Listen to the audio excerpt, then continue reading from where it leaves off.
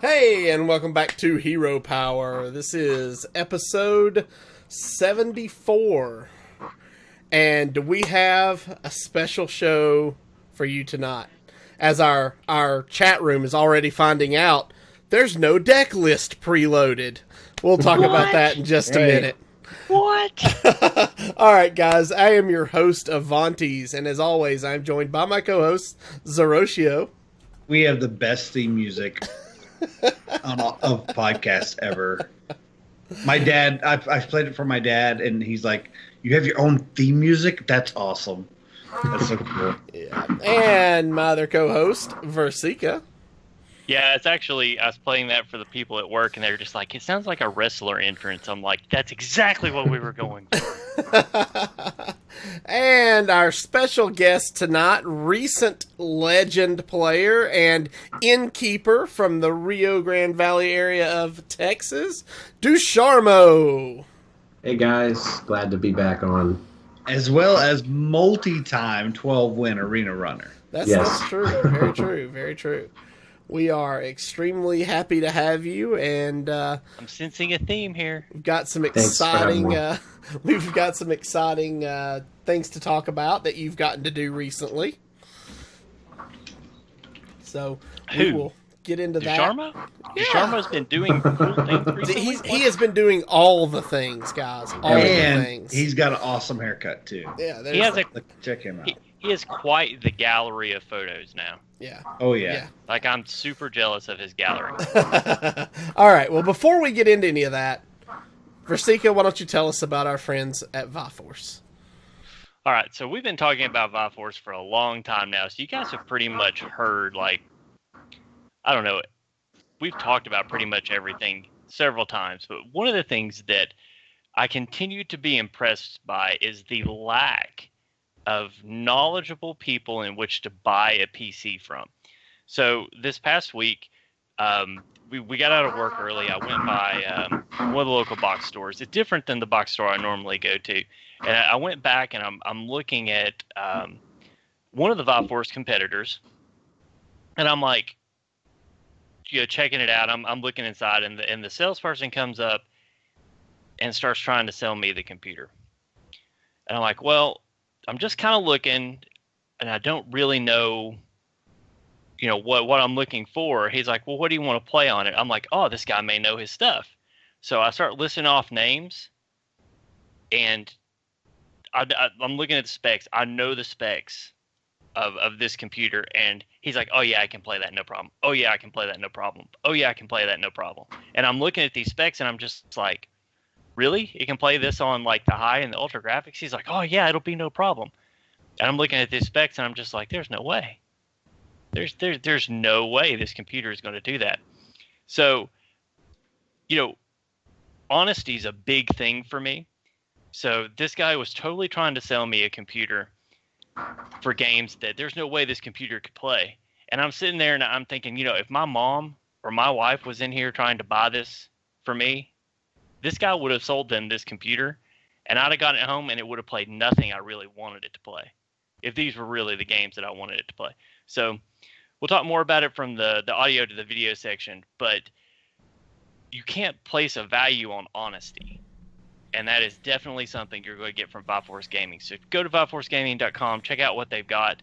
If you have a question and you want an honest answer, hit the Contact Us page, send them an email. They'll be happy to get back to you. Absolutely. All right, guys. So this is the part of the show where I tell you Zeroshio is going to have to eat his beard because we have no emails and we have no new iTunes reviews this week, guys. Poor Zeroshio. I expect to see a clean-shaven Zeroshio next week. Just saying. It might happen. That might have to happen. All right. Or at least a big a big chunk out of it because I'm hungry. Yeah. All right. So let's jump right into this. We've got a lot to talk about, and we've got no deck list this week because we have, as Zeroshio pointed out, multi-time 12-win arena player Dusharmo on the show. We're going to actually do a co-op arena tonight. We're going to walk through the draft, and then we're going to, during the play portion, we're going to actually play a couple of games. We won't do the whole arena run just because it takes way too long, but we'll do a couple of games with it and see how we do. So it should be a lot of fun. It'll be the quietest you ever hear me. Like I will have the least amount to contribute to the show tonight ever. Yeah. So before we get to that though, we get to talk to Dusharmo about an experience he had recently where he got to help administrate the ONOG Hearthstone Major at South by Southwest. So why don't you just tell us a little bit about what that experience was like and what you were expecting going in, what you weren't expecting, and how it kind of surprised you? Well, first, let me just talk about what adminning a Hearthstone competition is, because some people might not even have any idea what that is.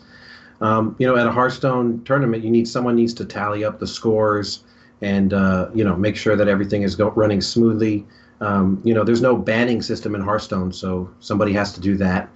And also, you make sure no one cheats, and all those kind of just logistical things. My experience was just a fantastic experience. I've never had anything like it before. I mean, I was exhausted when I was done because you stand for 9 hours straight, and I had a 5-minute break, but I wasn't complaining. It was awesome. Let me just tell you a little bit about some of the experiences I had. I got to admin personally Pavel twice, and it was really cool. Pavel's games were in my hand, and you can't screw that up when you have the world champ in your hands. So he was playing against this guy. It's just this random guy, who just signed up for the tournament, and Pavel was just like just real chill, just sitting there. He was even watching the game next to him while he was playing, and I was thinking to myself, like, man, like that's how awesome he is. He doesn't even care about this game. Turns out that game he was 2-2 against some random guy, and he barely squeaks out a win, and it was like no sweat off his back. And so I go to the guy at the end of the match. I'm like, hey, do you know who you played? And he goes, yeah, I played the world champ, and I went 3-2. And I was like, yeah, you got a story to tell everybody. And it was just a really awesome experience. I had so many things like that went on. I got to talk to a lot of the pros. They're really cool. I mean, you see them on stream and you think, oh, they're cool on stream. No, they're cool in real life too. They talk about anything. Most of them asked for their picture, and they were just glad to give it to me. In fact, one guy was even like, you should ask all of them because they'll gladly give you a picture. So, it was just an amazing experience. Do you guys have any questions for me that you guys are interested in knowing about the? Well, yeah, adminning? there is one responsibility you kind of glossed over it a little bit that you had that I was really impressed with was the number of selfies you were required to take with all the pro players. We saw on our feeds through Facebook and Discord and whatnot, because obviously you're part of our patron Discord, which is extremely active. And part of that activity was you just showing us pictures of the event and all the different pros you got to meet. Tell me not just the work side of it, the social part of it. What did you get out of the social aspect of adminning South by Southwest? Well, one of the perks that I was told when I got the position was that you're going to get a lot of networking with some of these pros. And, just before the tournament starts, the pros come in early with all the admins, and you get to sit down and just kind of talk to them and know about their life, I specifically talked to Ray C for about an hour before, and he was the winner of the PAX East, I think, the one where yes, Disguised Toast missed his game. Yes, but, yes, yeah. Toast. I love Toast. He's a great guy. But he won that tournament. I was talking to him about it, and he was telling me about his plays. And then we talked about stuff that was not Hearthstone, stuff that's going on in his life. And some of these pros have it hard. It's not easy for them. And being a Hearthstone pro is not, it's not lucrative. You don't make a lot of money as a Hearthstone pro. I was talking to one guy, the winner of this tournament actually, aka Wonder, and he was telling me how he was a teacher himself, and he gave that all up. He owned his own school, and he gave that all up to play Hearthstone. So this is awesome just to talk to all these guys because they're just great people. Great. That's cool. So you were saying you were talking about a little bit about benefits. What all did you benefit wise from volunteering your time to be an administrator at South by Southwest? Well, one of the benefits was actually I was asked to. I mean, they said I did a good job. I don't know if I did or didn't, but I guess I didn't screw up anything real bad.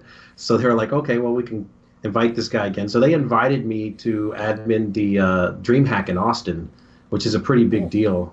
Nice. But unfortunately, I'm not going to be able to do that because I'm a teacher and I'm a music teacher and I have a competition that one of those days. But those are the kind of benefits that you get from doing these things. Especially if you're an innkeeper like myself, you get to talk to other people who like. I mean, the people that admin these tournaments are not just your average people. They like doing this stuff and they host things. So it was great. Well, just throwing it out there.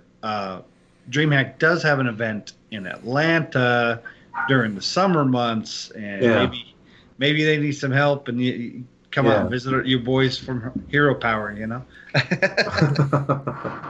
I would if I could. I would. Versika, do you have any questions for Dusharmo? I just can't get over just how pictures are a very good indication of the mood of an area, and your photos, I could tell you were having a good time. The pros, you could tell they were taking pictures, but if you look at the people that you managed to catch in some of the background, everybody looked like they were just having a good time. And you look at other events, and it's kind of hit or miss. So it just seemed like everybody was having a good time. And I hear that again and again about Hearthstone events. These other events like the Smash tournaments and some of the other events, you look and you see some, it looks like disgruntled people intermingled with the happy people. And it looked like everybody from the pictures that I saw from this event were just having a really good time. Was that your experience? Did it seem like everybody was just in a really good mood and super chatty and having a good time all around? Yeah, everybody, the pros, the admin. I mean, there was this one guy who his name he was like a random dude, and he was doing really well. Just some random dude. His name was Hidden Pants, and everybody loved that name. And even the production themselves, where they were like, "Did Hidden Pants find his pants?" And it was kind of like a running joke the whole time. And it was from everybody from the pros to the production team. It was like that. I mean, there was no, there weren't any mistakes, so nobody really had any, any grief to give out. But everybody. I mean, when pros beat other pros, they were cool about it. There's nothing like that. Well, that's cool. So what did you learn? What did you take away from being involved in such a large event? From either the admin side or the production side, or what was your biggest takeaway from being involved with this event? Well, one thing, you watch a lot of the tournaments and whatnot on online, and you get a lot of people on Twitch and Reddit, bashing the production and all that stuff. But people have no idea that these people that do this, they're not like Hollywood make $1 million because they're taking pictures. Some of these people, this is like, this is not their primary job. And so they're doing the job of multiple people. One of the head production people that was running the thing, she was doing like 5 or 6 things at once. And so it's not easy. So, if you're ever watching these things and you see something that's, that might be, iffy. You're like, oh, that looks like bad production. Don't always jump to like this bad production. It's these people are trying very hard, and some of them are doing it for free. If I was to admin at DreamHack, anybody that's admin at DreamHack, they're doing it for free. They're not getting any money from it. They're just doing it because they love it. Yeah, Awesome. I mean, just kind of touch on that. Sometimes you can have the best lighting kits and the best backdrops, the best display, and then you get to your venue and it's got a really high ceiling, doesn't catch light well, and the acoustics are horrible in there. There's nothing you can do about that. And even all the proper planning ahead of time, you can't change some things. So a lot of people try to compare them to Blizzard productions, and Blizzard actually brings their own walls and everything to keep that from happening. And a lot of groups just can't do that, not just because of the cost of the materials, but traveling, having it shipped out there and all that kind of stuff. That's a very expensive undertaking. Yeah, in fact, you talk about that, but this past weekend was the HCT in Bahamas, and we'll talk about that in a minute. But one of my favorite pictures to come out of that entire event was Blizzard employee Molly. She posted on her Twitter account, she was like, beautiful day in the Bahamas. Here's another beautiful scene you may not see. And it was a picture of the inside of the production truck with all the video screens and everything going on. It's really cool to see how that stuff kind of goes on, or at least for me, to see how all that stuff kind of goes on behind the scenes. Because I'm real big, as you guys probably know, I'm real big on the whole production aspect of things like that. And it's just really cool to see how it all goes on, how it goes on behind the scenes. You're not into production, right? I know it's a running joke. We've been talking about now. We're all going to DreamHack in Atlanta, and Zeroshio's going to play, and Versika's going down there to get interviews, and I'm just going down there to watch how they put this event on from behind the scenes. So, all right, well, that's awesome. I'm glad you had a good time. I'm glad we were able to get you in there to do what you did. I want to actually say a big shout out to Bianca in Austin for helping to get Dusharmo in to run that event. That was to help run the event. It was great. We greatly appreciate it. I think that allows us to start talking about the Year of the Mammoth Celebration daily rewards. So if you guys aren't aware, Blizzard is doing, I think it's 9 days of rewards starting today. Yep. If you log in, you get a free 50 gold just for logging in today. So, of course, you guys probably, if you're listening to the audio podcast, this will be day 2, March 30th, which means you log in, you get a free Mean Streets of Gadget Zan pack. That's right. On the last day of March, the 31st, you log in, you get 100 dust. April 1st, you get a Whispers of the Old Gods pack. April 2nd gets you, now, keep in mind, if you've been doing all of the Tavern Brawls up to this point, and you have pre-ordered your expansion, at this point you'll have 53 packs. Well, on April 2nd, they're giving you pack number 54. On April 3rd, they're giving you another 50 gold. And on April 4th, they're giving you pack number 55 of Journey to Ngoro. And then on April 5th, now there is a caveat to this. You have to log in with a Hearthstone client that has been fully updated for Journey to Ngoro. You get a golden Volcanosaur. Now, I think we touched briefly on this card last week. It's the 7 mana 5/6 Battle Cry, adapt, then adapt. It's a rare. I'm excited for this card. I'm looking forward to it. Zeroshio? I'm excited. Here's the thing, though. All the speculations say that these sets should be releasing on this 6th because of the Amazon coin promo and the leaked information.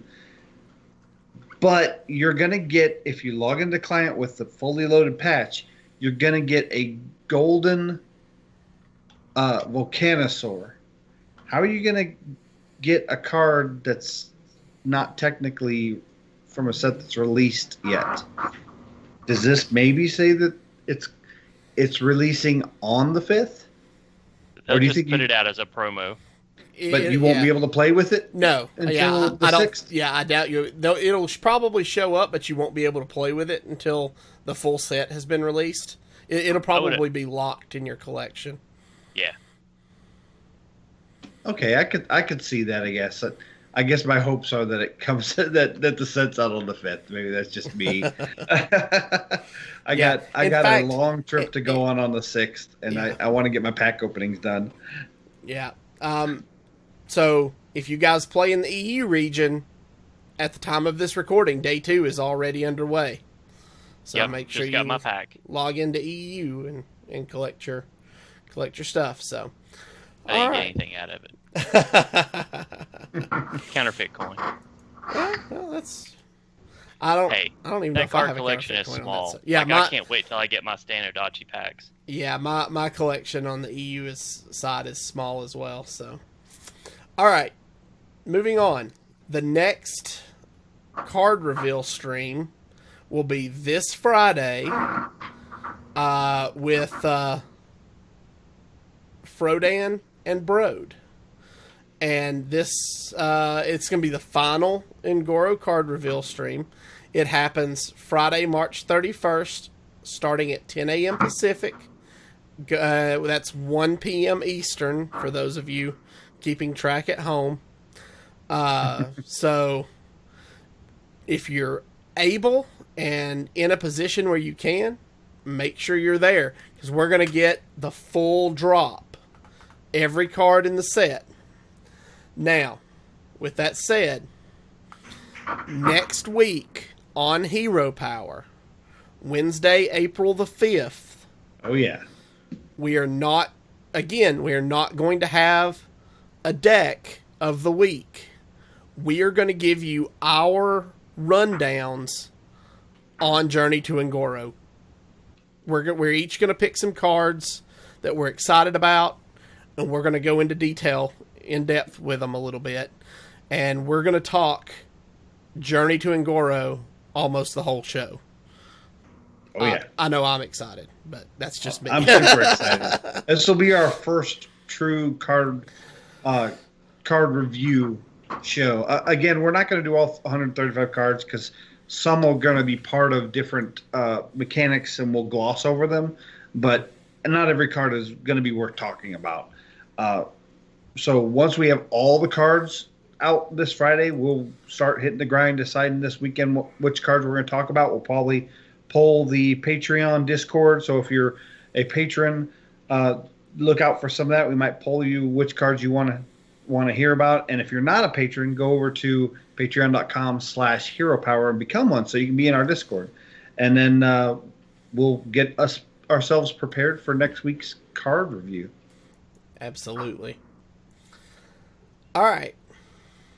So, as I mentioned a few minutes ago, the HCT Winter Championships were this past weekend. After like 4 days of grueling play, we got down to our top final 4 who matched off on Sunday. It was Frozen versus Samuel Sao and Stanudachi versus Doc Pone. So, did you guys all watch this event this weekend? Yes. I think we had that backwards. I think it was Frozen. It was Frozen versus Doc Pone. Oh, okay. Was it NA Samuel versus Sao NA? versus, Okay. Yeah, it was I NA couldn't versus remember. NA. Okay. Yeah. So it was NA versus NA. So Doc Pone versus Frozen, and then Samuel Sao versus Stanudachi. So, right. Dusharmo, what was your thoughts and your takeaway from watching this event this weekend? Well, one thing that I noticed, and I know a lot of people are talking about, and this is kind of a bummer, but was the types of decks that these people are running. I mean, everybody brought kind of the same deck, and my thing was, I felt like a lot of these games were based off of, it wasn't really skill per se, because everybody was almost making the right plays. It was more about RNG. And so, I felt for some of the players who just didn't have the great RNG, And and it's great for Hearthstone, but when everybody's bringing the same decks, that's what it becomes about. It becomes about RNG. Yeah. So Zeroshia, what were your thoughts on the event this weekend? I was extremely impressed by all the players. One player I was the most impressed with is not on this list of top 4. While they were very competitive and did a really good job, I was impressed with Dr. Jikanicki. He was my pick to take it all, and he did go 0-2 and got knocked out pretty quick. And he did an interview, and he showed he was disappointed with himself and hoped he did better. I was really proud that he made it that far. At that moment, he could have literally just went back to the hotel, hit the hot tub, hit the beach, picked up some women, whatever he wanted to do. He continued to practice with his fellow America's qualifiers. He continued to support them with signs out in the crowd, cheering on the front row. He showed the utmost level of sportsmanship, and I can't be nothing but proud of him for that. Yep. Rasika, what were your thoughts? I enjoyed watching it. I was also watching the Heroes of the Dorm with it, so I had one on one monitor and one on the other, and I was just sitting back, trying to move back and forth between the two. Yeah, I agree with Dusharmo in a lot of ways that a lot of people brought the similar decks, and I don't know, like, I feel like that it's time for a major meta shakeup when there's no real room for innovation. One of the reasons that I picked Standardachi to win was he tends to be a deck innovator.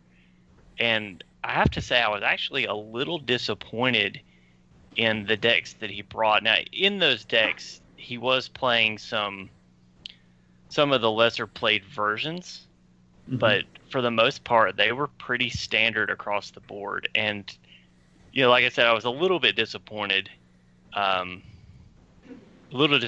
that. But for the most part, I feel like there's also a decent level of play, an average level of play across the board. But I guess one of the things I really liked was watching the players make mistakes and watching them make misplays and then having to play their way out of it.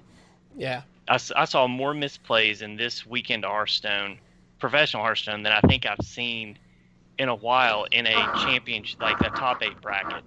I was especially proud, I guess, for lack of a better word, of Frozen, because I feel like his misplays had a chance to just completely derail him. Mm-hmm. And he managed to stick it out and recover and come back and fight his way through the lower bracket and get to the championship match. And if you've not watched the finals between Frozen and Standardachi, you really should, because it basically came down to what they drew. And yeah, I'm not a huge fan of RNG in Hearthstone, but there is a certain level of RNG that has to exist in a game where you draw your cards. That is a level of RNG that I am completely, totally, 100% comfortable with. So to have it come down to who drew their out first, I was completely okay with that type of RNG deciding the champion. Yeah, I mean, they were great games. One of the things I noticed watching was that most of the players, these guys are all kind of on the same level. They all kind of know each other. And, one of the decks that Frozen brought was his Freeze Mage that he's really good with. And he only got to play it like twice all weekend because that was the deck that got banned every single match. And now I'm not saying that, I am saying Frozen is really, really good at Freeze Mage, but I'm not saying, that it kind of makes me wonder if, this is why you're seeing Ice Lance go into the Hall of Fame. Just because it's so strong, so much burst.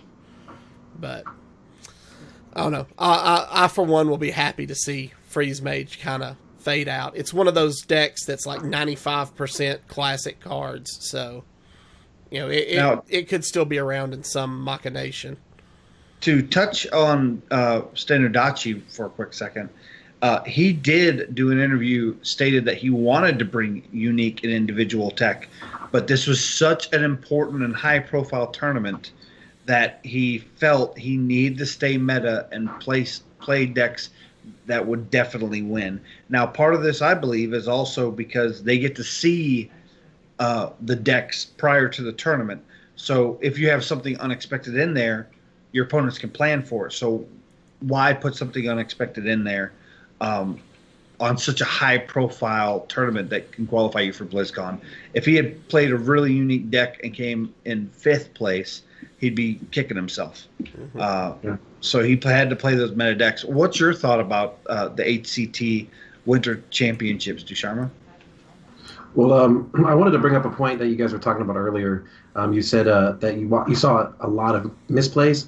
I'll tell you that when I was adminning that tournament, I saw a pro who was 2-2 against a random person miss lethal, and I was standing right behind him, and I had to hold my tongue. It was really hard to do, And luckily, he didn't get punished. But there's a lot of misplays, and so this tournament, I think, really showed. These pros are human too, and they make mistakes. Yeah, I mean, Yolsik missed a lethal. Now, it was extremely complex lethal, and he would have had to do a lot of mathematics, and he would have just barely had lethal. But Brian Kibler caught it during the casting. Again, they have caster vision. They can kind of see those cards over the course of turns and add up the math where the other player is busy looking at their opponents. And what I loved about this Winter Championship is they set up the desks a little bit at an angle so they could literally stare down their opponents and kind of get kind of a mental edge like you would in poker. And Pavel took advantage of that really well. He didn't get as far as I would like to see him, but it was really neat to see that different dynamic. Yeah. Nibble in chat says one of his favorite things was when that spectator bug happened, and they actually had to take the cameraman had to actually go up on stage, and you got that point of view over their shoulder of the screens. That I thought was, of course, from a production side, I thought was really cool. And he also says players should probably wear GoPros so that we can see things from their perspective. Just put a camera on their head, watch how they're looking, when they look up and they look back, see how their thoughts, their views on the game are while up on the big stage. I think that would be interesting. That would be. I kind of echo Dusharmo in that I love that so much stuff went wrong for either the players in game or even, like you said, the production, and like what Nibble brought up, and it showed that I feel like the production value for this championship was better than any of the ones that we'd seen before, but they did have things that went wrong, and they managed to swing it in a positive light every time. Mm-hmm. Yes. And I think that positivity is good for this game. Mm-hmm. Like I said, I had Heroes of the Dorm and the championship brought up at the same time. Both systems went down at the same time, and it was the exact same time they changed from Battle.net over to the new Blizzard launcher. So I didn't realize that. Yeah, it was like as soon as that update happened, Heroes of the Dorm, the stream just quit. Like the game, I'm not sure if the games were still being played or what, but the stream just quit, and then the Hearthstone spectate bug happened, and it's just like, whoa, okay. So watching the two chats, the Hearthstone chat wasn't near as just fiery negative as the Heroes chat was. Yeah. Mm-hmm.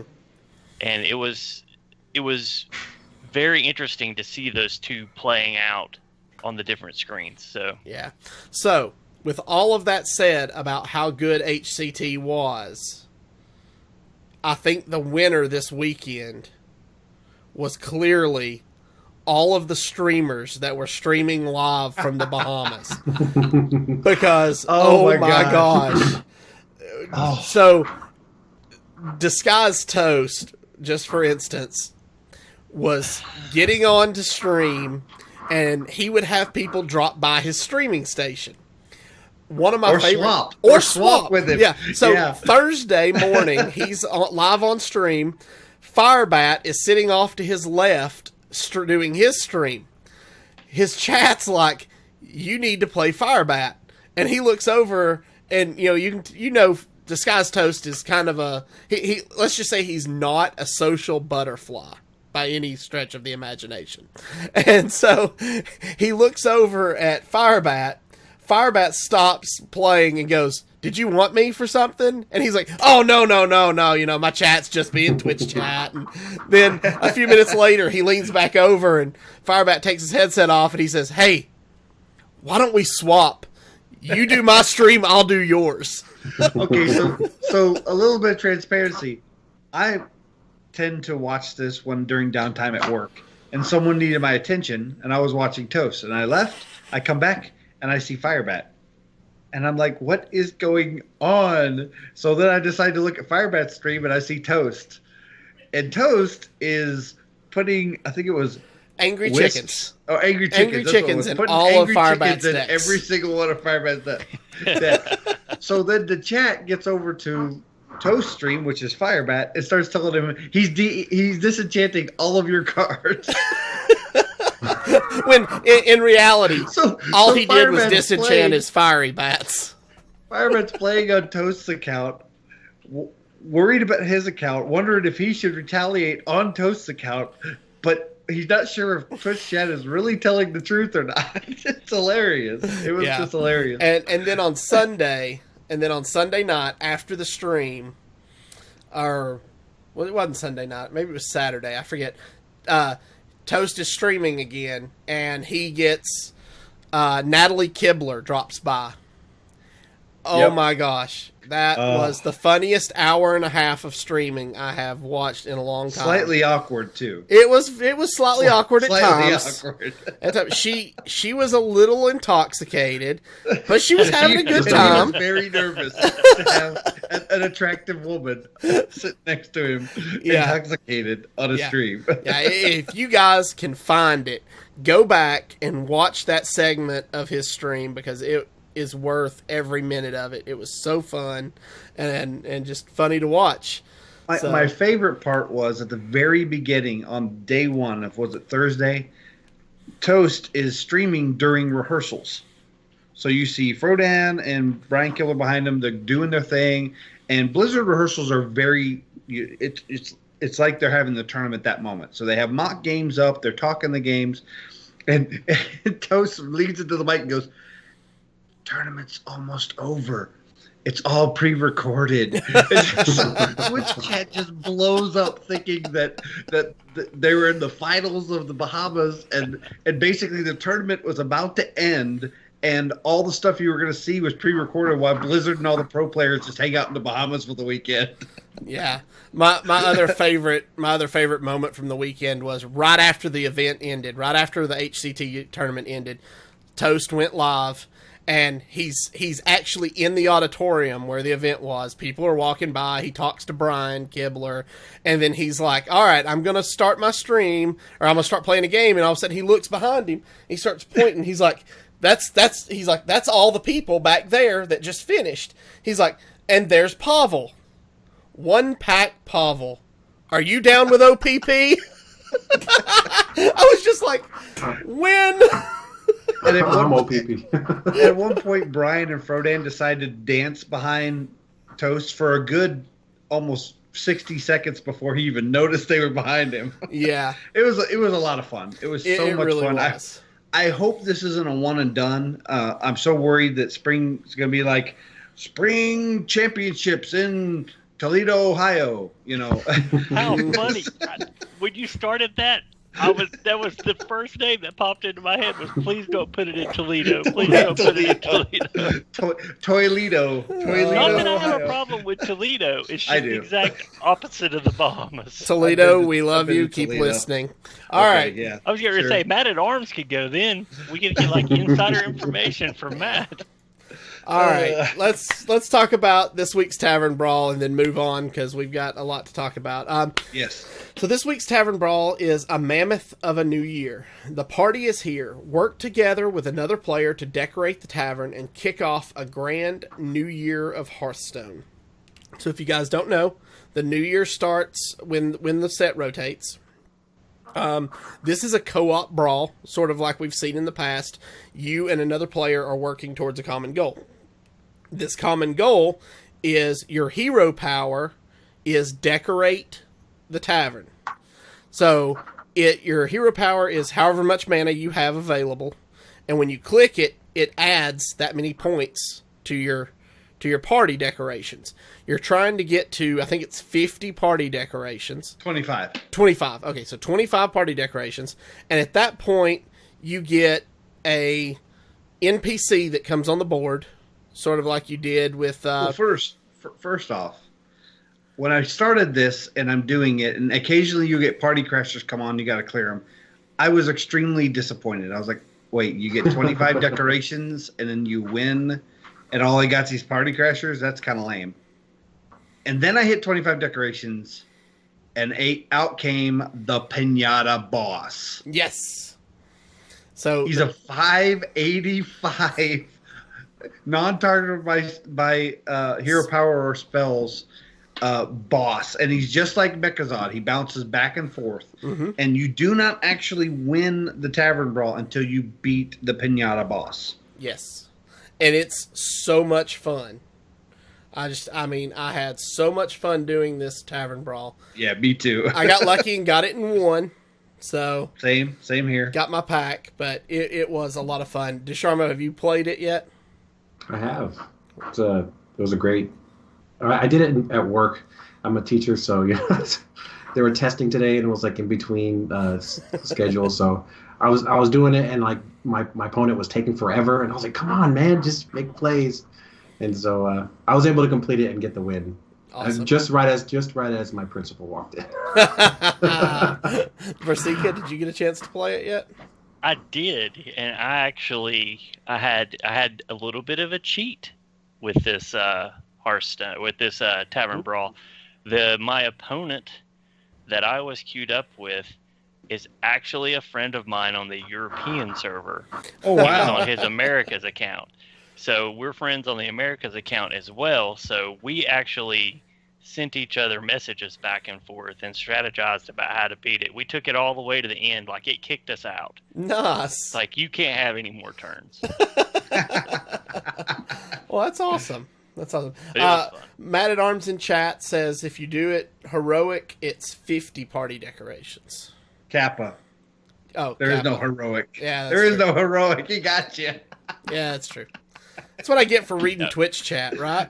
That's right. Once you take out the pinata, it kicks you out. Yeah. So, all right, let's move on. So this week, our deck list is we don't have one yet.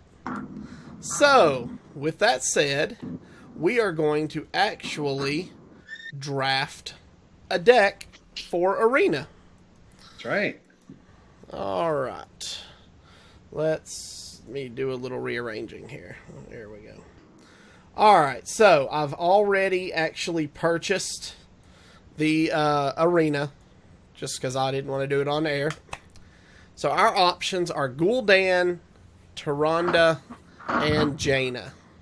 So we want to do Warlock, Priest, or Mage, guys. So we will do consensus. I think you should have gone with Anduin.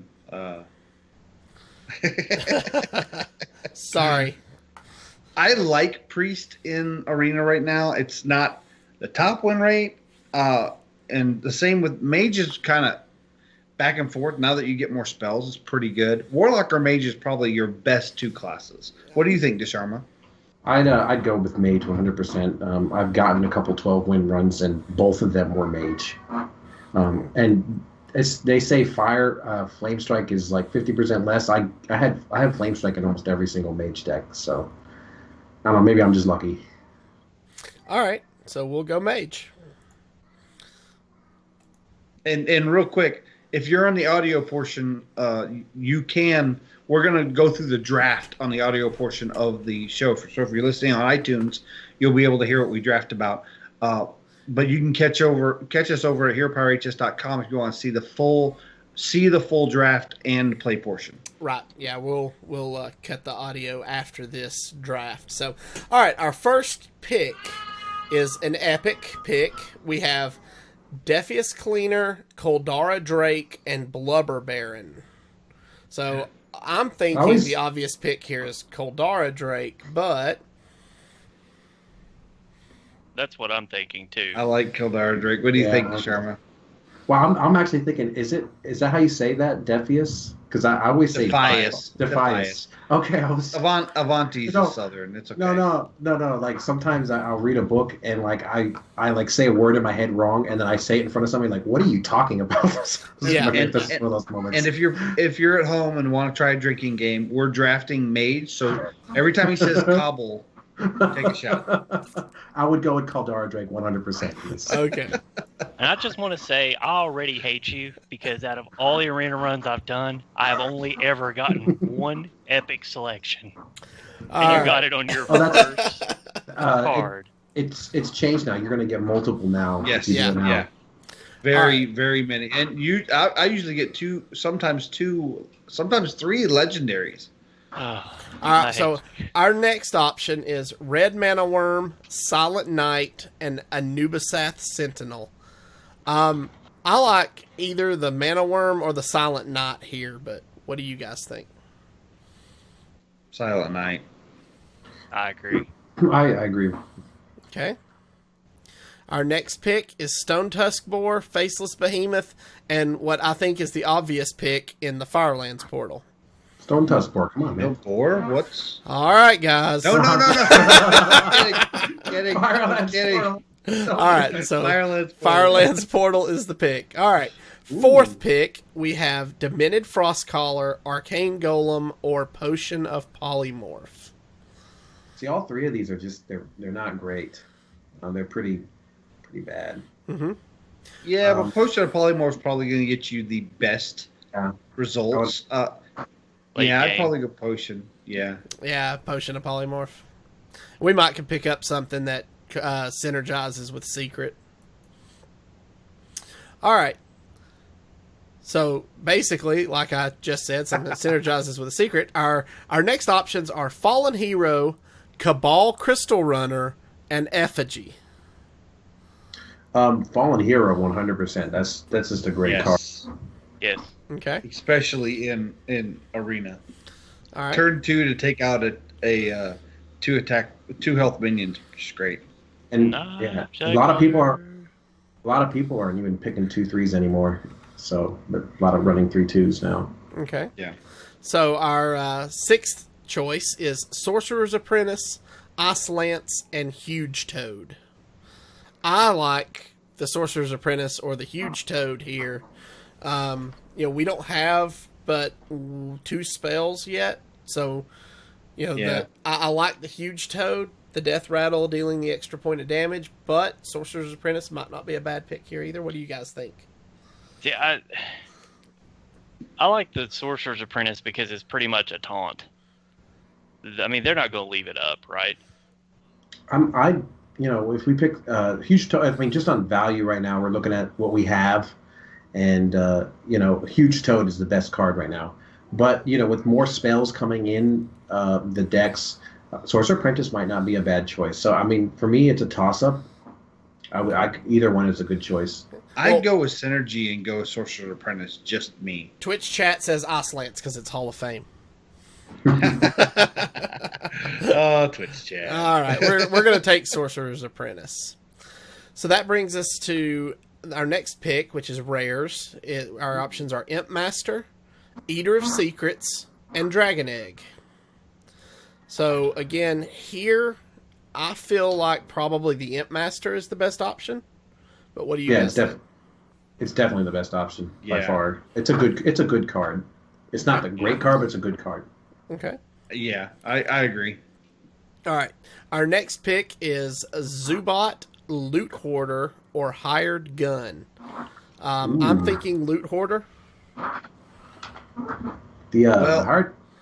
was thinking Hired Gun. Yeah, hired gun's good, but we are a bit loaded on 3-drops. We have 2 3-drop minions and a spell. So I'll tell you right now that you know, a lot of arena players are not running 2 drops. I mean, I've had so many arena games where they just hero power on 2. You know, Loot Hoarder's good for you know, getting an extra card. It's kind of a good top deck late game too because it gets you another card. For me, I'd probably go with the hired gun. That's just me though. Okay. I'm down with that. Okay. Our next option is the Flame Juggler, the Priestess of Elune, and the Silverhand Regent. So here, you've got the 6 mana 5/4 that heals for 4, but I like the Flame Juggler. The 2 mana 2/3 body I feel like is really strong. I like agree. Flame Juggler here. Yeah. Yep. Okay. Now, we've got another epic here. We've got Blood Knight, This is Kabbalist Tome, take your shots, guys. and Doomsayer.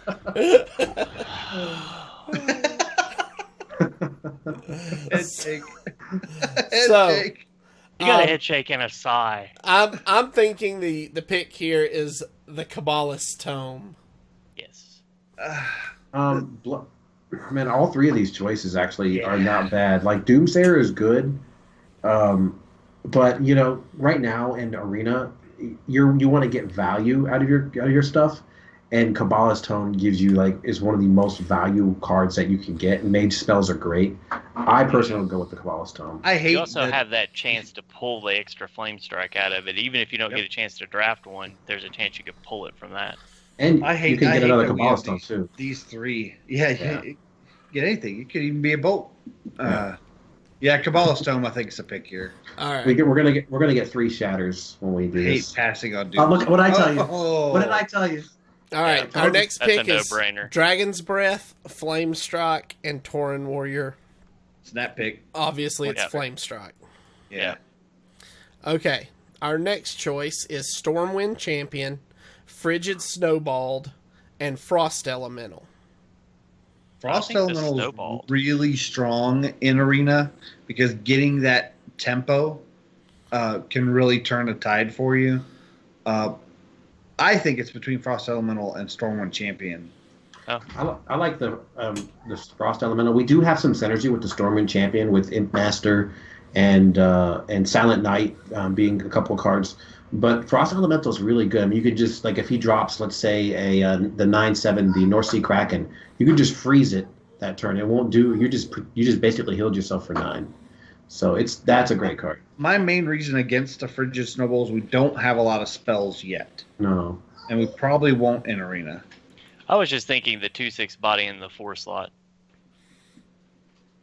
I think we don't have much in the 4 slot. We don't actually have right. anything in the 4 slot currently. Yeah, we we have have- nothing. We have the Drake and the Firelands Portal and the Flame Strike and the Yeah. Kabbalist Tome. I was just thinking, trying to curve. All right. So our next pick is the Menagerie Magician, Spawn of N'Zoth, and Bluegill Warrior. Is this a Bluegill Warrior for the charge? Yeah. We do have some synergy with Menagerie and the. Wait, no, we don't. Never mind. We had picked Drake. that We have card. Drake. Yeah, Yeah, we there we have go. the Drake. We don't have a Beast or What a about Murloc. What about the Spawn for maybe some synergy with Imp Master?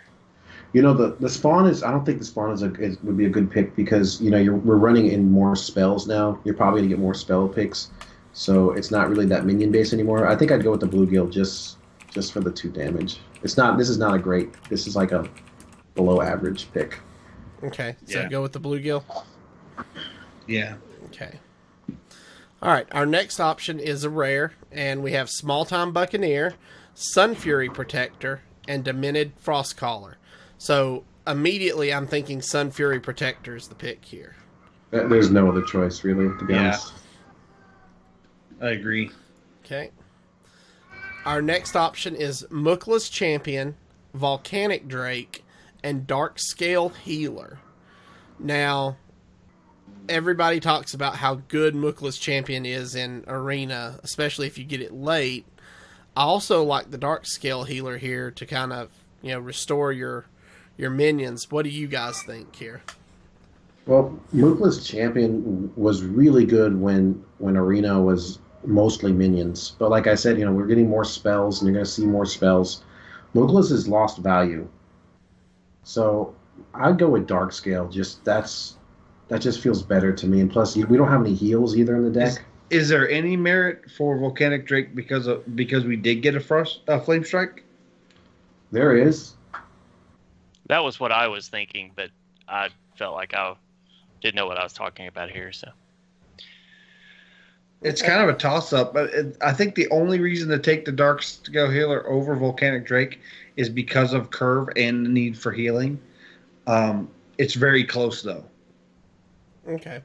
I'd probably go with Dark Scale Healer. I just wanted to play a little devil's advocate and give the other argument.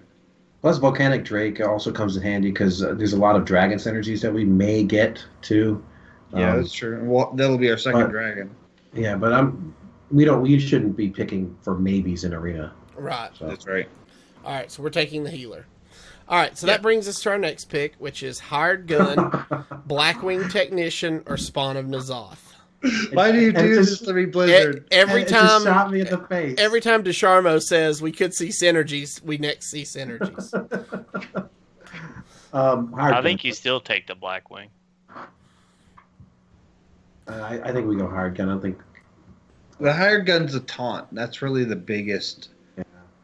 I mean, you're looking at 7 points of stats by 6. I don't think we're going to have it paired with the Koldar Drake that often. And plus, you got to play the cold. No, never mind. I'm thinking something else. Forget about it. The Hired Gun is I feel like it's the pick. I mean, they have to attack it. There's no choice, and it's 4 damage. So yeah, it basically kills any 4-drop. Okay. Yeah. So our next pick is Wild Pyromancer, Master Jouster, and Ancient Watcher.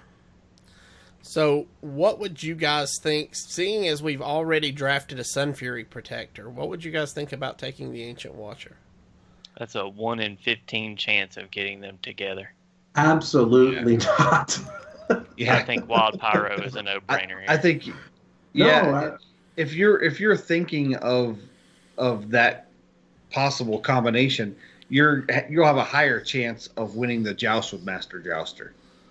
Yeah, I like Master Jouster here, just because when you do get that taunt and that Divine Shield, it's game changer. I had Master Jouster win. Yeah, I've had Master Jouster win the game for me before. He's amazing in Arena. We have 6 drops at 5 or more currently. Out of 16 cards. I still go with Master Jouster.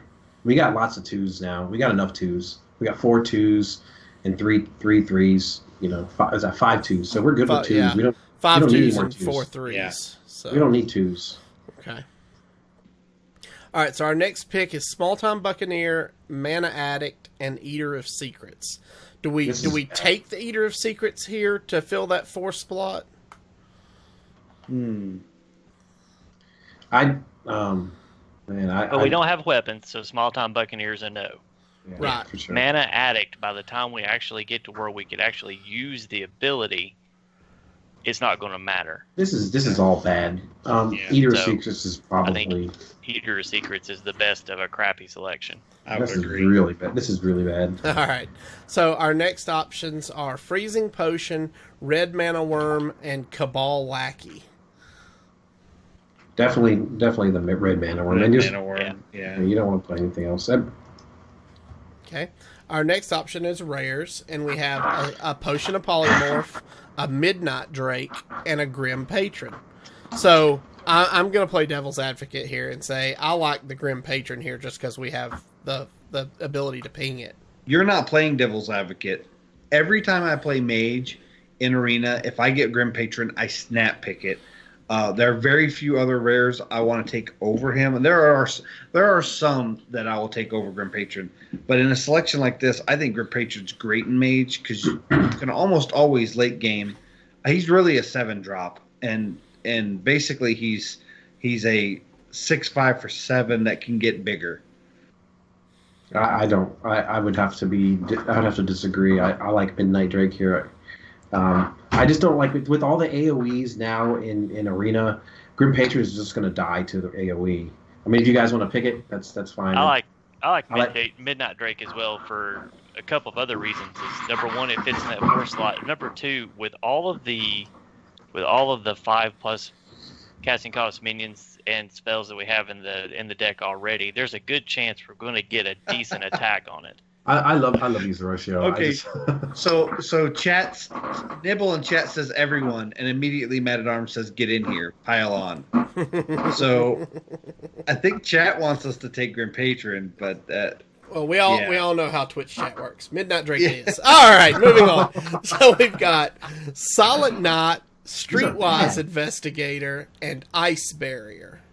So do we take a second Silent Knot, or do we take the Ice Barrier?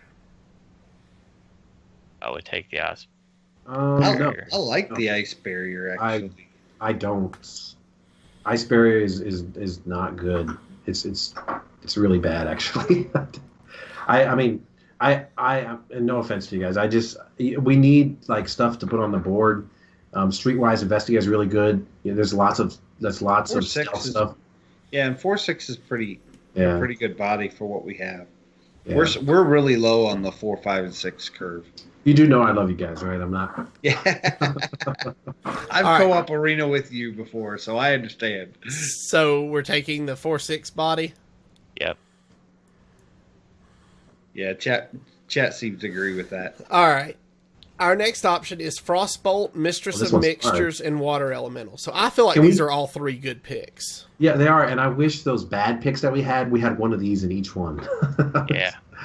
I really like Water Elemental. I mean, I know Frostbolt's good, but we're lacking the 4-drop, and Water Elemental 4 mana 3/6 with the upside of freezing things is really good.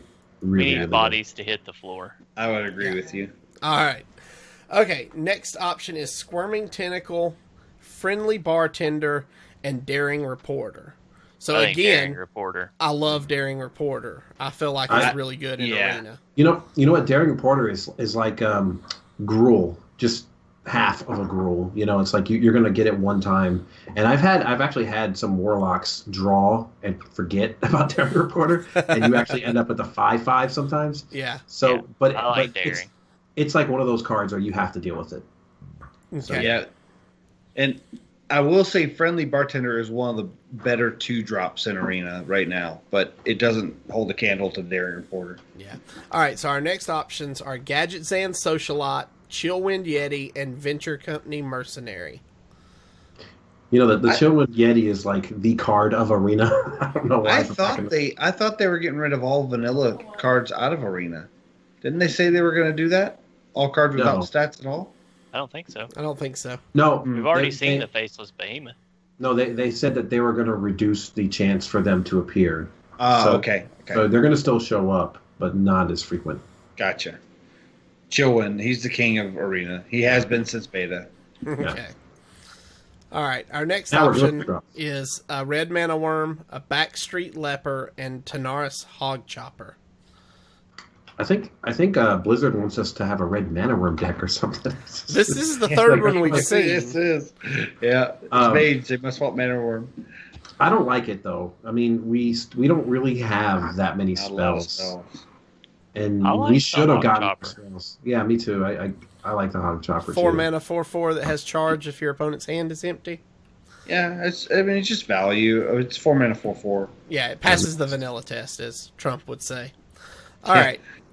Our next option is Argent Horse Rider, Young Dragon Hawk, and Cult Apothecary.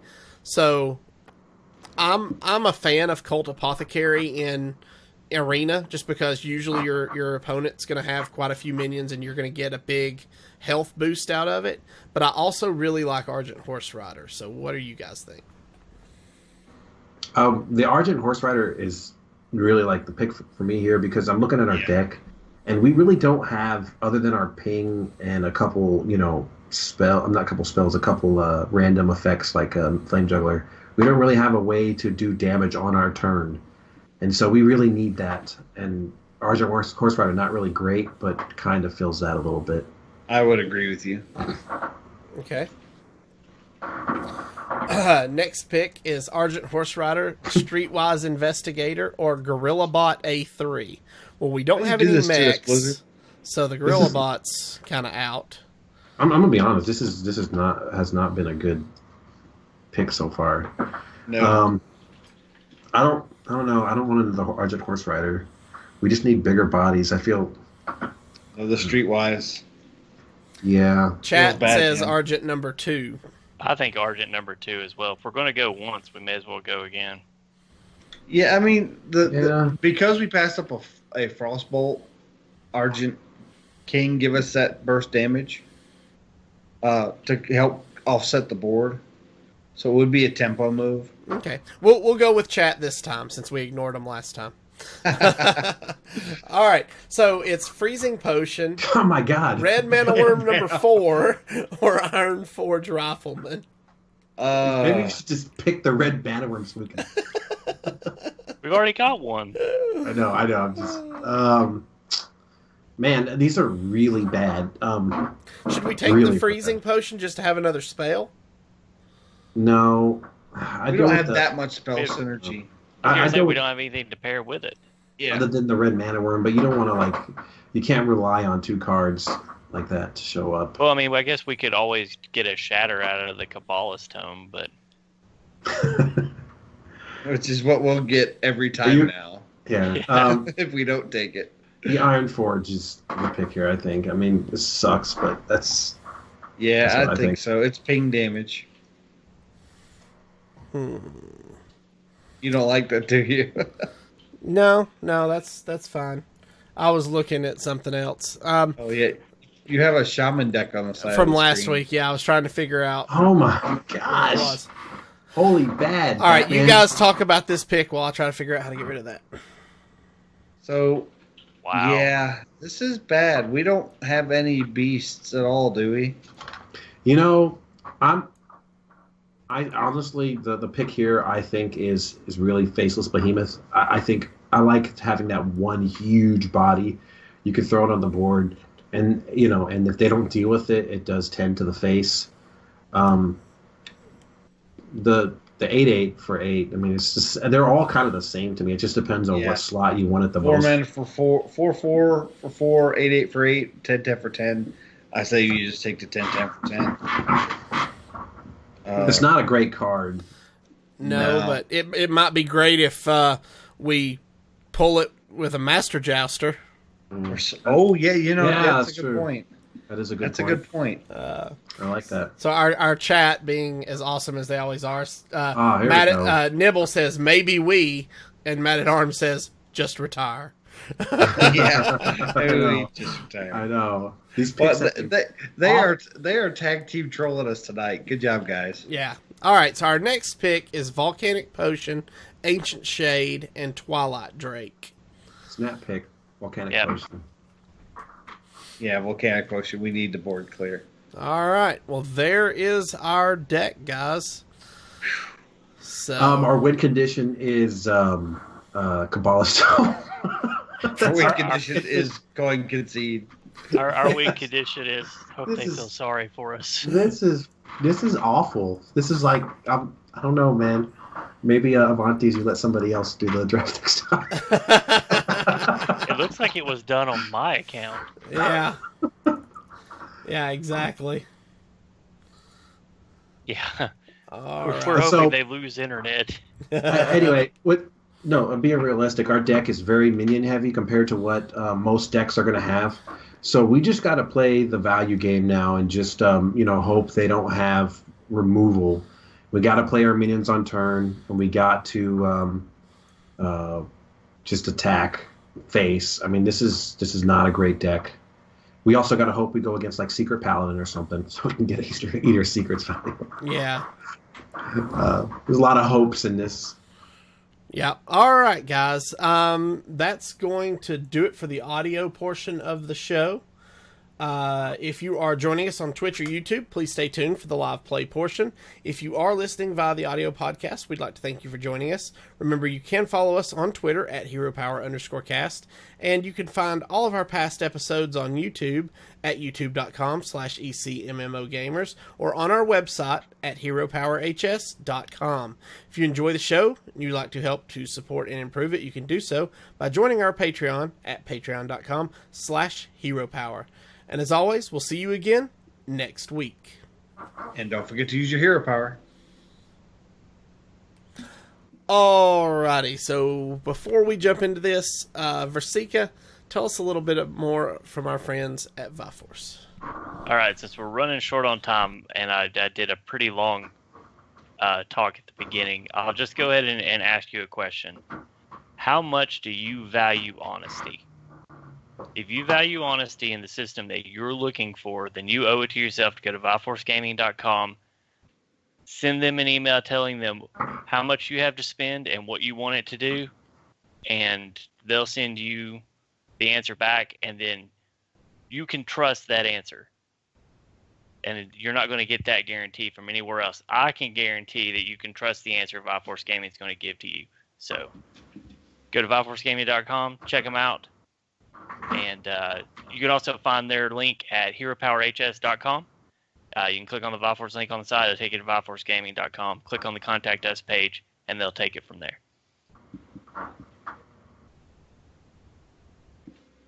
Faster than Avani's was ready for. Yeah, all right. So I am going to go ahead and hit the play button and start looking for us an opponent. Matt at Art says that if you get 12 wins, he'll up his patronage to $20. Well, there's no cap. There's no kappa after that too. So Yeah. we gotta hold him up to it. Exactly. If he gets 12 wins with this, I'm taking him to Vegas. We're leaving tomorrow.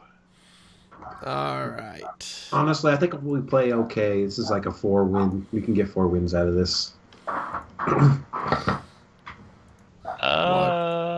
Where are you at? I'm trying to find him myself. You are not showing up in the friends list, sir. That's interesting. What account are you on? Mine? Patrick Freeman in Battle.net. Yeah, I don't see you in game either. That's weird. It looks like I'm connected to the Blizzard launcher. Yeah, I see you on the Blizzard launcher. I just don't see you in the game. Yeah, me neither. Oh, I am on EU. That would be why. Oh my goodness. Okay. That's easily fixed. Yep. I can hop on EU. Yeah, hold on. Yeah, me too. headed All that right. way. So while you guys are doing that, my opening hand is Darkscale Healer, Midnight Drake, and Daring Reporter. Pitch and all. Pitch it all. All right. And we're going first, right? Yeah, we're going first. Oh no, everyone's gonna know my. All right. Gonna know my other name. So we drew Red Mana Worm, Master Jouster, and Tanaris Hog Chopper, and then we top decked Hired Gun. So here we're just gonna pass.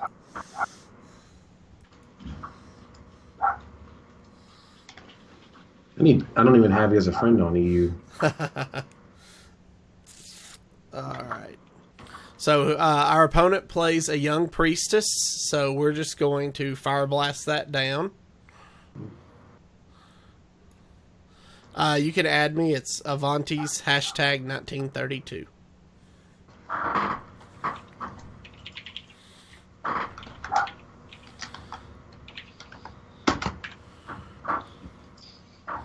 Yeah, it's a pretty heavy hand. We are getting into a higher gun turn, so that's not too bad against Hunter. I'll say this though, Hunter going first is really bad. Hunters going first generally win. When they go second, if he doesn't have anything on board already, that's actually pretty good. He played a Smuggler's Crate last turn, and it buffed the card on his far right. So we are going to just, I guess this turn, play Hired Gun. You know what? And Eater of Secrets actually comes into handy because most Hunter decks do pick up a few secrets. Yes. Yeah. Yep. So Yes, they we'll do. get some value. How about that? And So that's as far left, by the way, Avanti's. Well, not if you're playing as him. It's his No. right. Oh, it's left. Still left. That's bad. Yeah, that is bad. This is Daring Reporter, I think. Yeah, Do you like Daring Reporter more than Midnight Drake? definitely. Because it's going to be a Yeah. 5/5 next turn, where Midnight Drake is still going to be a 4-body. Yeah, I would go face too. You don't want to start clearing stuff. No. Okay. Make him pop those 1/1s. And if he has a spell, we lose anyway.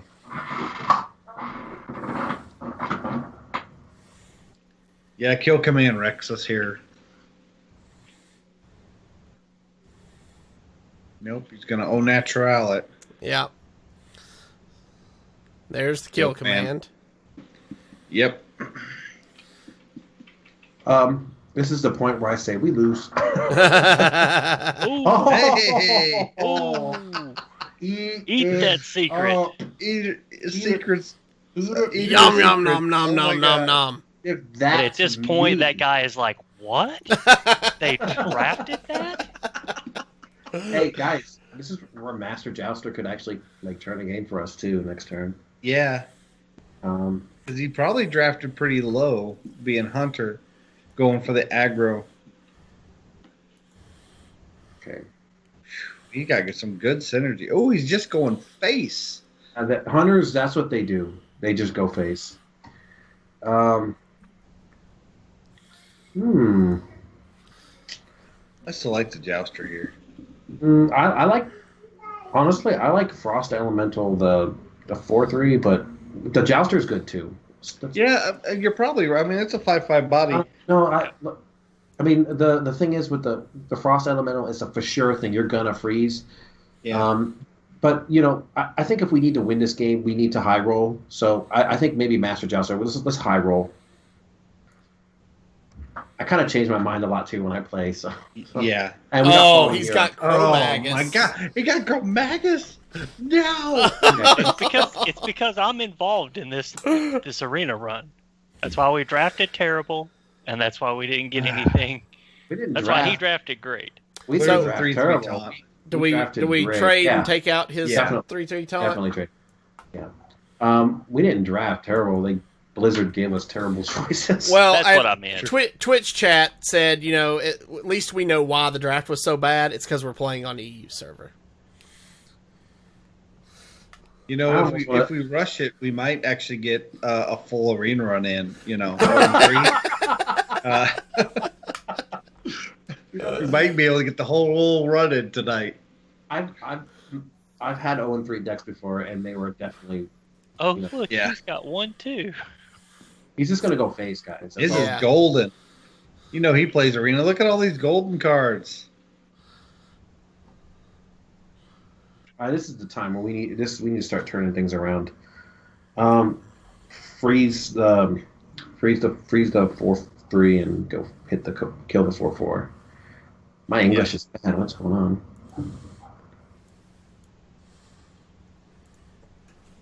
Okay. I like that. Sets it at 2, which is not easily tradable by a rat. I The think rats next make turn, god next awful noise when they die. we need to play Potion of Polymorph next turn. Okay. I think you're right. Should we play the Midnight Drake first and then the Potion of Polymorph? Yes. Well, I think we should play Midnight Drake and then Sorcerer's Apprentice and then Potion of Polymorph. What Because then about we'll- Red Mana Worm into Potion Yeah, of Polymorph? you're being too No. greedy. Yeah, that's too greedy. Yeah, I don't know. I don't disagree with that. Why actually. did he make that trade? That was a bad trade. a really bad trade.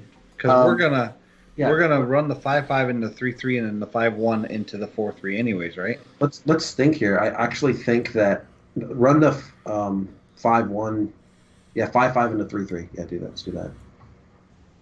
And the 5/1 definitely kills the 4/3. That always happens. He wasted that rat.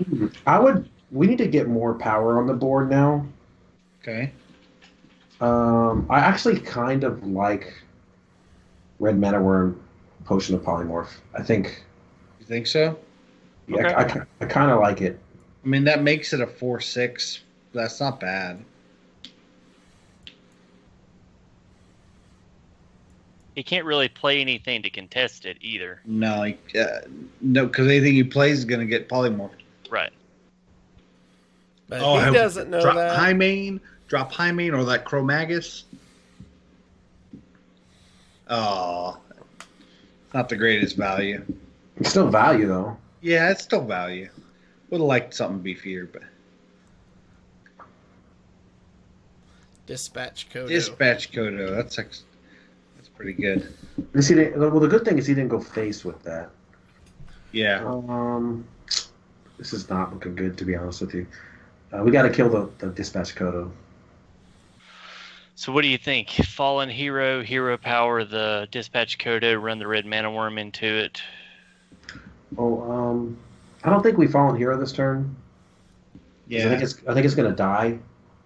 I think definitely kill the 5/3 though. You have to ping it. It's the only way. Yeah, run it in and ping, and then I was thinking Midnight Drake while we have some cards. In Yeah, let's do Midnight Drake for sure. Imp Master. And Imp Master, yeah. Yeah, Imp At least Master it plays on challenges the curve. one. Yeah, and we're it gonna challenges the one ones. You got to think about it this turn. Next turn we're going to be at 10, so that puts us on a 5 o'clock turn because he's gonna at least do minimum 4 damage right now, and we need to kill these because if he top decks another, that's really bad. Oh, that's Bad. so bad. Feel bad. Not really, Benefit because we is- can just play Fallen Hero and Hero Power. Yeah, but he Yeah, gets but to he's draw getting 2 to cards. draw the cards. Oh, yeah, that's true. We're not going to get Hog Chopper value. How often do you say that Oh, sentence? I'm not even thinking about Hog Chopper vibe. I'm thinking he's I going am. to kill us. I'm thinking Hog Chopper value. Come on. The Tenaris Hog Chopper is my least favorite of the Hog Choppers.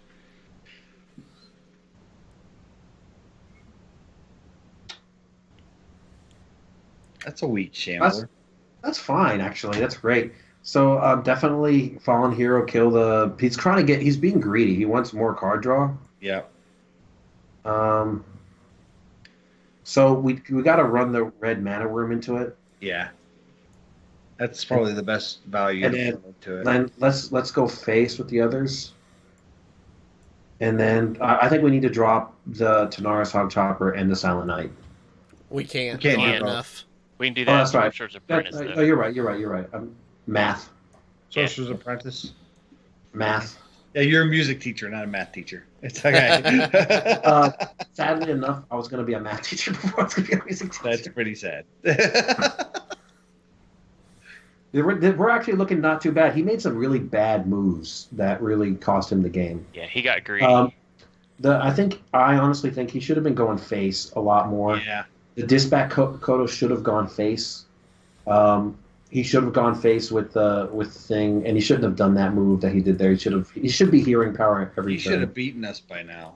Yeah, this is That's actually. no, we're good. That's fine. Yeah, but it's going to come back as a 1/4. He's not even.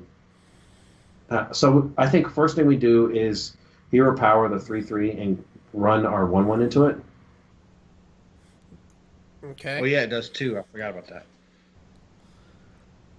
Okay, the fallen hero definitely goes face. So I always do things in order of what you're definitely going to do. 4/4 always goes face. Wait, no, it doesn't. Do we want to run the 4/4 into the 3/3? I think we do. I like Bluegill and then run the Imp Master. Imp Master in myself. And But- do 7 to face with the Tanaris and the... Well, the thing is we want to set up lethal here. Oh, So I guess that makes sense. So if we leave the 4/4 on board, I think it sets up lethal because we're going to kill this and we're going to get whatever it took back. We're Yeah, gonna but get it's only a 1/4 that we're getting back. Yeah. All right, go ahead. Which Go way? face. Go 4/4 into 3/3. Send everything else face. Drop everything else. Go face. Yep.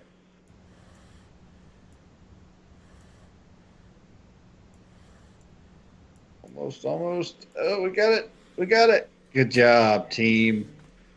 Full board. Yeah, that's the problem there is we lost some value from the Imp Master. It's fine. That's fine. Hunters don't really have ways to do AoE unless he gets explosive trap. trap. Yeah, which- explosive trap wrecks us. He pretty much has to have explosive trap. Even if he has Explosive shot works too. Even if he has explosive trap, we get 2, so that takes him down to 9. We're gonna get another 3, so we get him down to 6. So we'll be down to 6. Even then, we can kill his minions that he plays. I think he's done. Oh, he left. Oh, All right. wow. Somebody was playing on their phone. We 1 should and 0. have Like I won said, that guys, 1 and No. 0. Yeah, he misplayed a lot. Yeah, he did. You can't play Hunter that tempo. You just got to go face. All right, Especially let's when- see if we can get one more in before we wrap up the show. Yeah, a Hunter's just one of those decks where you need to be going. If you're going second, you have to go face. If you're going first, you can control the board. But if you're going second, you face is really the only thing you got to do. That's right. Matt at Arms in chat says we have a 100% win rate. That's right. We're He's 11 just gonna wins from you- retire. We're 11 wins from you paying $20 too. Yeah. Yeah. Yeah. That's I gonna think happen. you pitch it all. No, I think you keep the Sun Fairy Protector. To be honest with you, that's a good 2/3 is a body Against protector. Paladin, yeah, because he's probably going to do it up turn too. That's actually not bad. No, I actually kind of like that. We're good. We're set now. Oh, and Great there's the turn. Argent Horse Rider. Yeah, so we got Sun Fury Protector, Firelands Portal, Water Elemental, and Argent Horse Rider. And we drew into Chillwind Yeti. I was just gonna say money. He just passes, and so yeah, drop the Sun Fairy Protector for sure. Think Yeah. so? Yeah, Okay. it's a body. You're not going to have time to put it out until the minimum turn 5. So he's gonna coin something out here probably. No, he just top deck something. Okay. So do we Argent Horse Rider or do we ping it? I think you run your Sun Fairy Protector into it, and then you run your Argent Horse Rider to face. Yeah, I like that. That's why we put the Sun Fury Protector out on too. Matt Just at to Arms clear. in chat says Dak Curve pulls out wallet.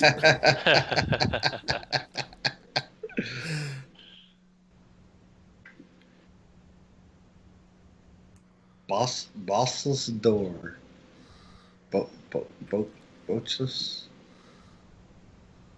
The door? With our draft, I feel like is EU been updated like North America has been? I don't know.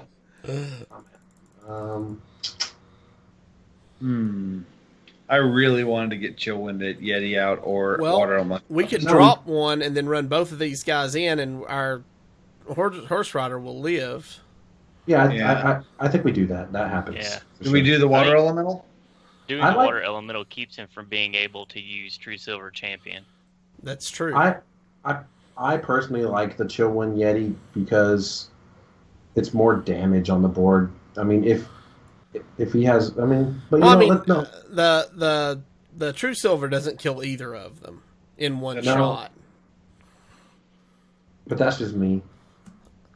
I You don't don't always think have to make either- my plays. I'm not. I don't think No. either one of those is a bad choice in this place, because Yeah. even if he does True Silver, it doesn't kill either in one shot. And Man at Arms says, I'd rather ping and keep bubble. Well, yeah, but we're 100% in the arena right now, so. No, just kidding, brother. Oh. Oh. It's actually a good target to eat up. I'd rather that get eaten up than the Water Elemental. Okay, I think a good play here is to drop Silent Night, ping the 3/4, go 3/3 into the 3/4, 2/1 into the face. I agree. So line it up for us. And that was better to do that with the Yeti than the Water Yeah. Elemental. Yeah. Hey guys, Good call. And I mean, he ended up using one resource for one of ours. oh man, see this is what I'm talking about. Oh This my is- gosh, he's got a What? dragon. And he's got dragons. Yeah. Yeah. What the what? He's got a This coin is- out of dragon? This is where we need to start going face, man. Oh, right. So much for that. And he has another dragon in hand. How are we gonna do this? We could freeze the dragon. We this could turn drop and our set it up Kaldara for Drake, Flame which Strike. is a Well- 6/6. I I'm think I'm, he think, freeze it. Well, here's what I'm thinking. I think we need to save the freeze because Okay. 6/6 is good. He's going to kill our 2/1 probably, or maybe even. That's what's going to happen.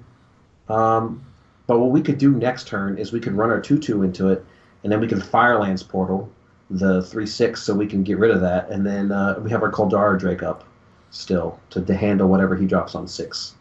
Okay. So I think you just Koldara Drake pass. Okay. He'll consecrate. Not Even- a great consecrate No, value. he's gonna clear his board and have 2 mana left, Yeah. and we still have a 2/2 on board. If he runs his, okay, that's fine. This is Flame Strike territory right here. That's a good flame strike board. And then we're gonna have a 2/2 and a 6/6 on the board. Yep. So Oh, It worked out. those historian values. Oh my goodness. So right now, what we're doing is we're using our health as a resource. We lost 3 damage, but we're gonna save the Frost Elemental for something better. So yeah, that definitely. Yep. This is value right here. Oh, he's so surprised we got a flame strike. So now you need to start thinking: can we use our Firelands Portal as burst to face? I would put it Not on now. that. Well, just No.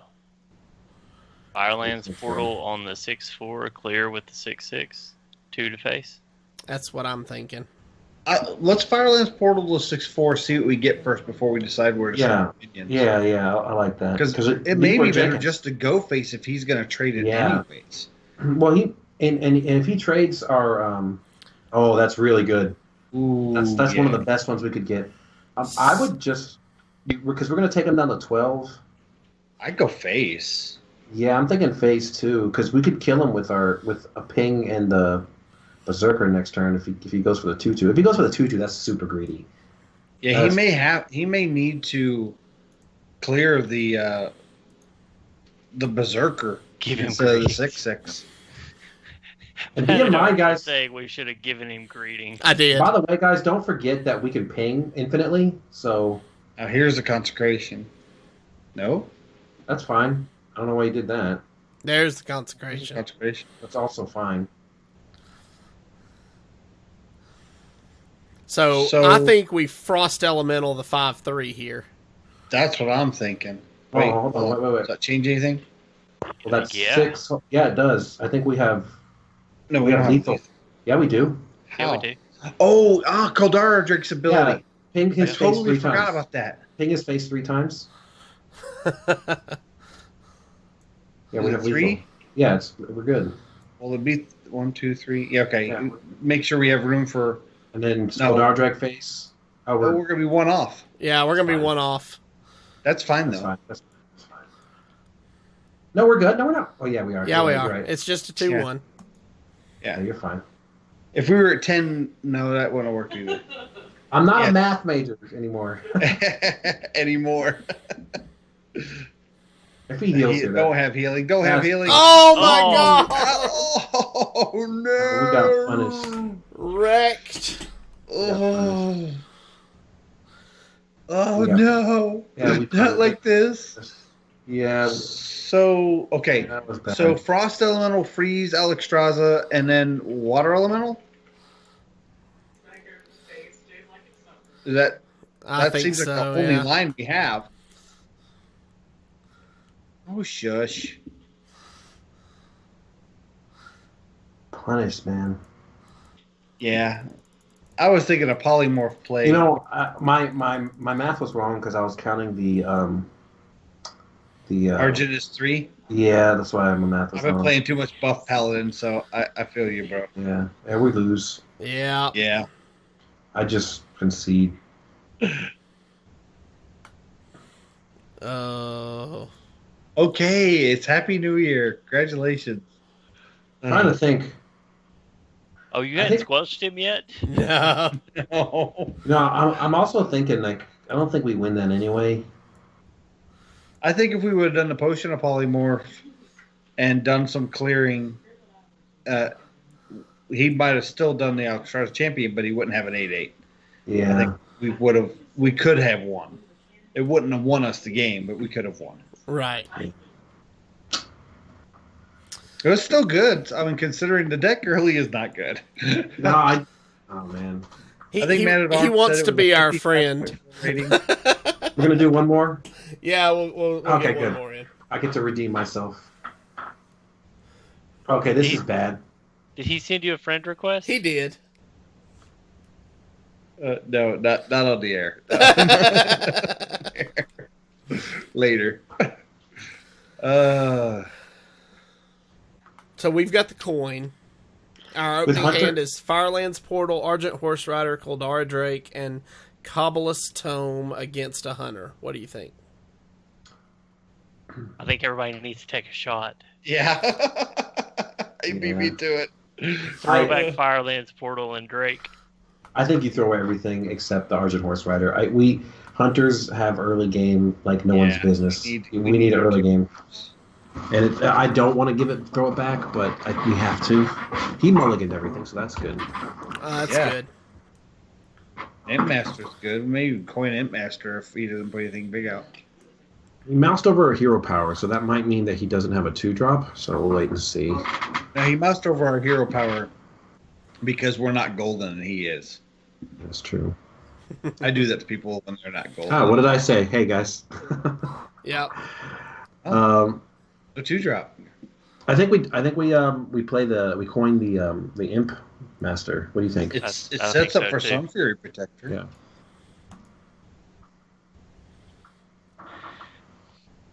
What do you think, Animal Companion?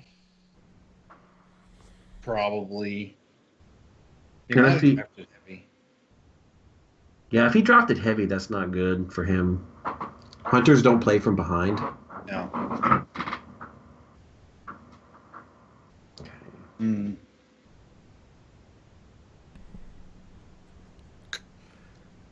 I think you Argent Horse Rider and just go face. Yeah, everything Yep. face. Yeah. I was gonna say I had Horse Rider on the left. Keep those imps together.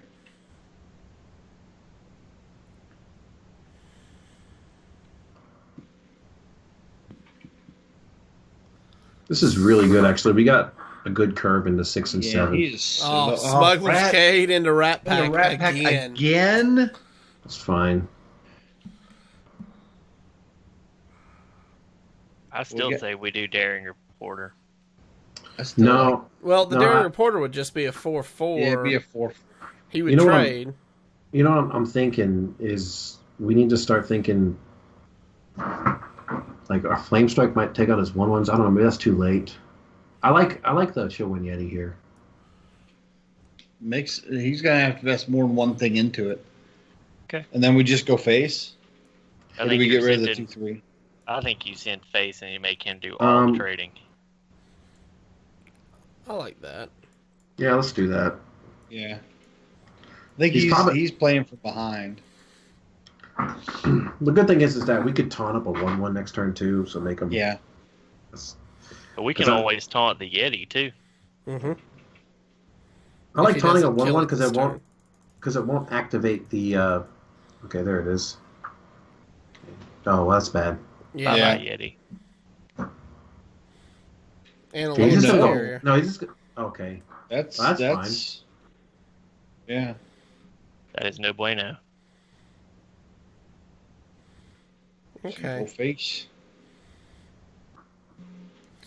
So, what do you think about Fallen Hero? Hit the Leok, run the Horse Rider into the Leok to kill it. That Yeah, that takes gets- 4 points of damage off the board. Yeah, I like that. Yeah. I do I like it a lot too. Fallen Hero gives him another priority We're- target to have to clear.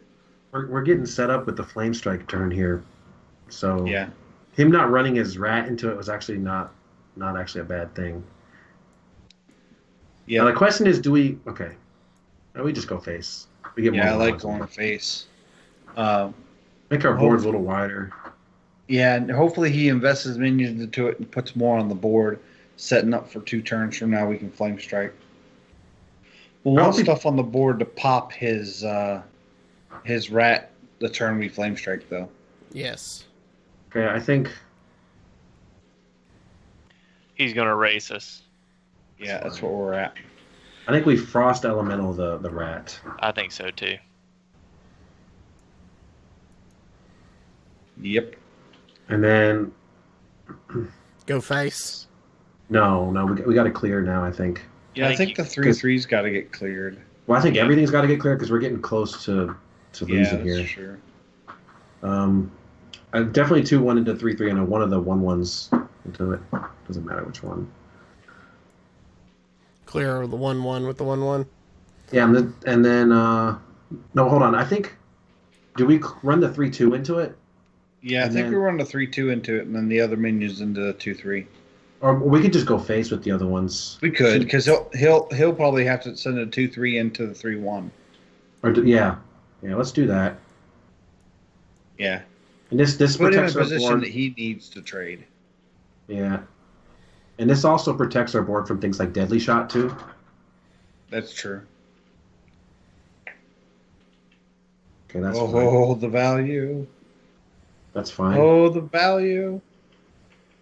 And that's fine. We're good. So we Pop the gotta rat. kill the rat. So we can run, please. Now the question is, do we think that? Well, I think you send a 1/1 into that rat right away to test the trap. No, I I think before you that's. do. I think that's right. Yeah, you send a 1/1 into the rat to test it. Yeah. That's right. Now you pop it with the fallen hero, Yeah. and then you flame strike. I definitely think that this is 100% explosive trap. So So do we pop it with the fallen hero, then go face with a 1/1 just to test for explosive trap? I mean, you're going to flame strike. Yeah, we're gonna flame strike Yeah. regardless. So Oh, and now the board's filled, so Cat in the Hat won't happen. That's Yeah, what well- I was thinking. Dang it. No. Oh, it will. Yeah, Oh, it it does. doesn't. It happens afterwards. That's right. That's right. fine. That's right. Yeah, He that's still has fine. to use it to clear. And look at, we have a taunt in our hand. We have Sunfury Protector in our hand. yep. He has 2 cards. as long as this Wow. is not like a kill command, we're good. Yeah.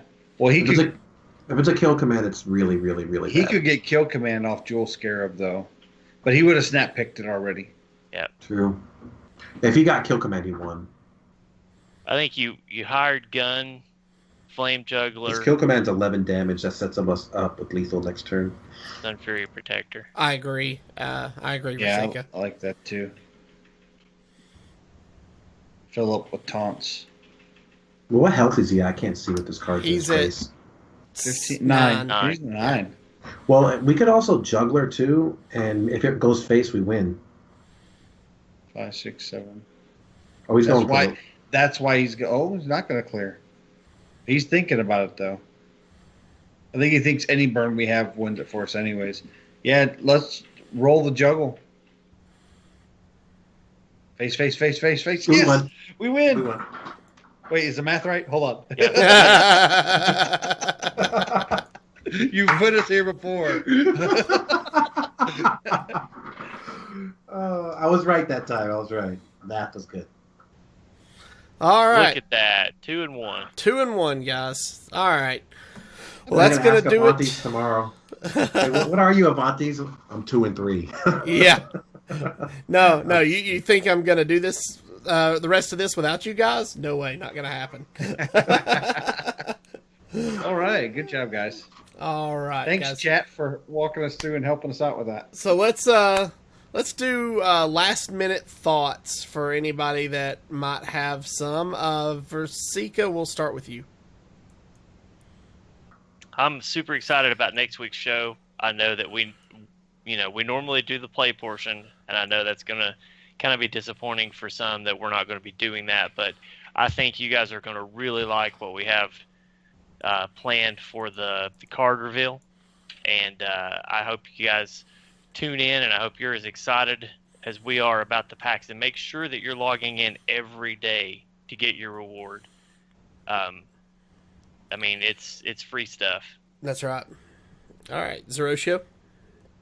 I would just again, I want to mirror what Versika said. I'm really excited about next week. I'm excited for a new set coming out. If you enjoyed this arena episode, please reach out to us and let us know that you enjoyed it, and we can get Dusharmo or possibly any other arena experts out on as well. Even though Dusharmo's an arena expert as well, to do more of these arena episodes. I enjoy arena, and I know it's not the most played format, but it's definitely a great way if you're getting tired of the ladder to kind of de-stress. Okay. Dusharmo, any last minute thoughts? I just want to thank you guys for letting me come on your show again. I really enjoy it.